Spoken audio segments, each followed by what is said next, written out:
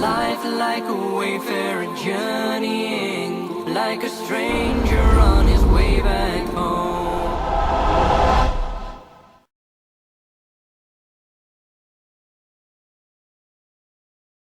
ماشاءاللہ بہت بڑا مجموعہ ہے، اکثر نوجوان ہیں۔ دین دو باتوں کا مجموعہ ہے، ایک عبادت اور ایک اخلاق۔ عبادت سے دین شروع ہوتا ہے اور اچھے اخلاق پر جا کر دین مکمل ہوتا ہے۔ دین کی ابتدا، فاؤنڈیشن، بنیاد وہ کلمہ، نماز، روزہ، حج، زکوٰۃ، اور دین کی انتہا چھت، جہاں جا کے چھت پڑتی ہے وہ اچھے اخلاق ہیں۔ اچھے اخلاق سے دین مکمل ہوتا ہے۔ دین کی تکمیل عبادت سے نہیں، اخلاق سے ہے، اور دین کی ابتدا میں عبادت ہے۔ عبادت میں نماز سب سے اعلیٰ درجے کی چیز، جو اللہ تعالیٰ نے 50 نمازیں شروع میں فرض کی، پھر ان کو 5 کر کے گھٹایا اور عرش پر بلا کر 50 نمازیں عطا فرمائیں۔ دینی 5 تھیں، دی 50، صرف یہ بتانے کے لیے کہ دنیا میں تمہارے آنے کا مقصد نماز کے سوا اور کچھ نہیں۔ لیکن پھر باقی کاروبار زندگی میں بھی ہمارا امتحان تھا، تو اللہ نے اس کو گھٹا کے 5 کر دی۔ جب 5 ہو گئیں، اللہ کے نبی ہر دفعہ آتے تھے اور کہتے تھے یا اللہ گھٹا دے۔ جب وہ 5 رہ گئیں تو اللہ تعالیٰ نے فرمایا میرے محبوب تیرے لیے 5، میرے لیے 50، کہ تیری امت کے ہر نمازی کو ہر نماز کے بدلے میں 10 نمازوں کا ثواب لکھوں گا۔ تو ہم پڑھنے کو 5 پڑھتے ہیں اور لکھے جانے میں وہ 50 ہیں۔ تو جتنا آپ، بہت بڑا مجمع ہے، مستورات بھی ہیں، آپ سب بھائیوں سے گزارش ہے کہ آج کے بعد توبہ تو ہم نے کی ہے، نماز نہ چھوٹ۔ اس کے سارے بھائی ارادہ کرتے ہیں؟ آپ پرائے دیس میں رہتے ہیں، یا مسجدوں کا ایسا ماحول نہیں ہے، اپنی آپ جاب پر ہیں، کام پر ہیں، جہاں بھی نماز کا وقت آ جائے نماز نہ چھوڑیں۔ اب اللہ نے اتنی فضا ضرور بنا دی ہے کہ جہاں بھی آپ ہیں آپ کو نماز کی اجازت دیتے ہیں۔ یہ لوگ آپ کے ساتھ انصاف کرتے ہیں، انہوں نے اپنے ملکوں میں انصاف کیا ہوا ہے، عدل قائم کیا ہوا ہے، ظلم نہیں ہے۔ آپ امن میں ہو، امن کے ملک میں ہو، انہوں نے آپ کو سارے حقوق دیے ہیں۔ آپ پر بھی حق ہے ان کا کہ آپ ان کے لیے ہدایت کی دعا کرو، ان کی خیر خواہی چاہو، اور اپنا کام صحیح کرو، اور نماز کو نہ چھوڑو کسی حال میں بھی۔ مسجد قریب ہے تو مسجد کی دوڑ لگاؤ، مسجد دور ہے تو ایک مصلی اپنے دفتر میں رکھو، اپنے کام کی جگہ پہ رکھو، اور نماز کے وقت میں نماز ادا کرو۔ اور اگر آپ اکیلے ہو تو اذان دو، تکبیر کہو، پھر نماز پڑھو، تو آس پاس جتنی فضا ہے وہ گواہ ہو جائے گی، اور آس پاس جتنے اہل ایمان جنات ہیں وہ نماز میں شریک ہو جاتے۔ 2 ہو تو جماعت کراؤ، چاہے تمہاری داڑھی نہیں ہے پھر بھی جماعت کرو، ایک کو آگے کرو ایک کو پیچھے کرو۔ 3 ہو جماعت کراؤ، با جماعت نماز کی فضا بناؤ۔ سفر میں جا رہے ہو گاڑیاں روک کے با جماعت نماز پڑھو، تو انشاءاللہ یہ پوری ایک مکمل دعوت ہے نماز کا پڑھنا۔ تو عبادات میں میرے بھائیوں بہنوں نماز کا ناغہ نہ ہو۔ مستورات سے کہتا ہوں پردے کا اہتمام کرو، اپنی بچیوں کو شروع سے پردے پر لگاؤ، پردہ ان کی فطرت میں شامل ہو، پردہ کرنے والی بنے، اپنے ان کے لباس میں پتلون نہ ہو، شلوار ہو۔ یہ با پرد با حیا لباس ہے۔ عورت کے لیے پتلون، مرد کے لیے پتلون با حیا لباس نہیں ہے، تو عورت کے لیے کہاں سے ہوگا؟ تو اپنے بچوں کو، اپنی بچیوں کو اسلامی لباس کا عادی بناؤ، پیار سے محبت سے۔ یہاں سختی تو چلتی نہیں، اور سختی کہیں بھی نہیں چلتی، ہر جگہ پیار محبت سے ہی کام چلتا ہے۔ اللہ نے بھی پیار سے ہی ہمیں سمجھایا ہے اور پیار سے ہی ہمیں اپنی طرف بلایا ہے۔ کہیں کہیں اس نے انجام بتانے کے لیے بتا دیا کہ جہنم بھی ہے، ورنہ اللہ کا عام انداز پورے قرآن میں یا ایھا الذین آمنوا، کتنی عزت کے ساتھ اللہ ہمیں بلاتا ہے، اے ایمان والو، اے ایمان والو۔ تو دوسری چیز جو، تو نماز کی نیت کر لی سارے بھائیوں نے؟ قرآن کے لیے ضرور وقت نکالیں، تلاوت کے لیے کچھ وقت نکالا جائے۔ نہیں پڑھا ہوا تو تھوڑا تھوڑا کر کے، اب تو ہر جگہ مساجد ہیں، علماء ہیں، قراء ہیں، قرآن تھوڑا تھوڑا پڑھنا شروع کریں۔ سال میں 2 دفعہ قرآن ختم کرنا قرآن کا حق بنتا ہے، اور دل کی زندگی کے لیے قرآن سب سے بڑی غذا ہے۔ دل کو غذا نہ ملے تو مر جاتا ہے۔ تو دل کو روح کو قرآن کی غذا نہ ملے تو روح مر جاتی ہے، تو قرآن کی تلاوت کے لیے وقت نکالیں۔ اور دوسری چیز جو جس پر جا کر اسلام مکمل ہوتا ہے وہ اچھے اخلاق ہیں۔ اپنے اخلاق کو بلند کریں، اور سارے اخلاق کا خلاصہ 3 باتیں ہیں: تصل من قطعک وتعطی من حرمک وتعفو عن من ظلمک۔ جو توڑے اس سے جوڑو، جو محروم کرے عطا کرو، جو زیادتی کرے معاف کرو۔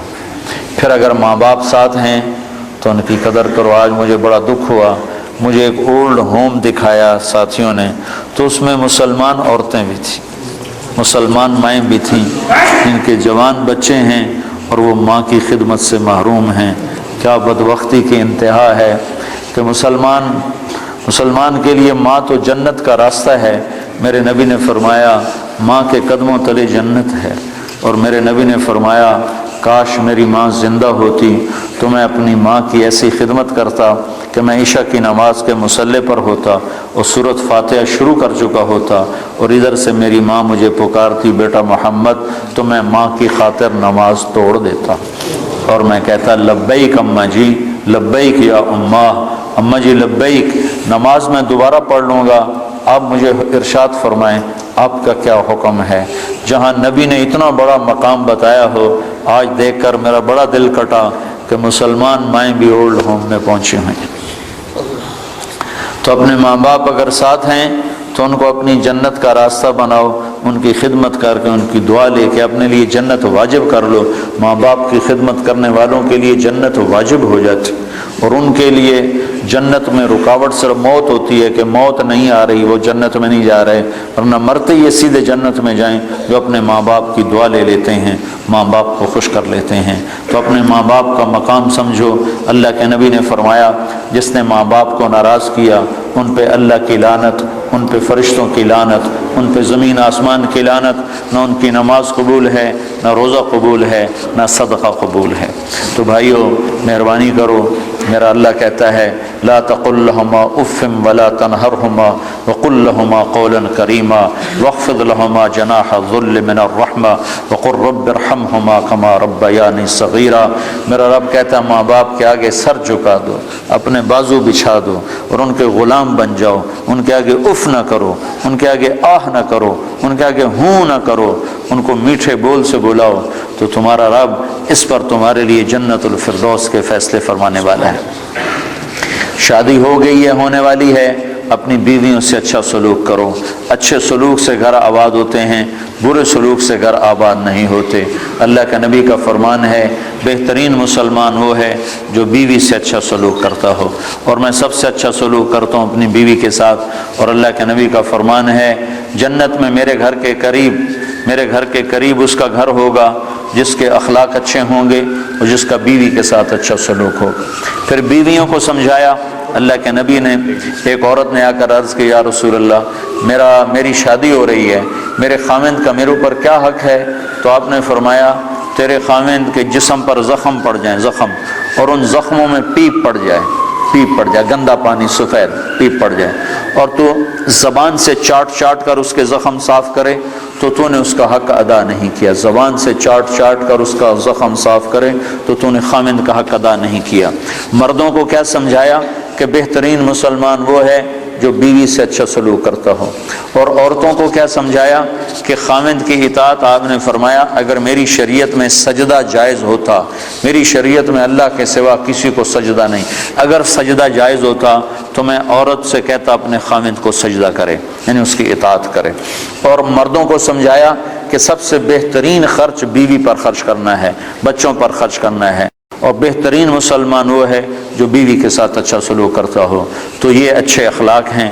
آپس میں رہو، پیار محبت سے رہو، لڑائی نہ ہو، آپس میں جھگڑا نہ ہو، آپس میں بائیکاٹ نہ ہو، آپس میں آپ کسی سے لڑے ہوئے نہ ہو۔ کوئی مسلمان ایسا نہ ہو جس سے آپ کہو کہ میں اس سے نہیں بولتا، میری اس سے بات چیت بند ہے، ایسا ایک بھی نہ ہو۔ اگر کوئی ہے تو اٹھتے ہی توبہ کر کے اس سے معافی مانگ لو، تو اللہ کے دربار میں آپ کا مقام بلند ہو جائے گا۔ جب دو مسلمان آپس میں لڑ پڑیں اور وہ صلح نہ کریں تو اللہ تعالیٰ ان کے اعمال مردود کر دیتا، نہ نماز قبول، نہ روزہ قبول، نہ حج قبول۔ تو اللہ تعالیٰ فرماتا ہے جب تک یہ صلح نہیں کرتے ان کا کوئی عمل قبول نہیں ہے۔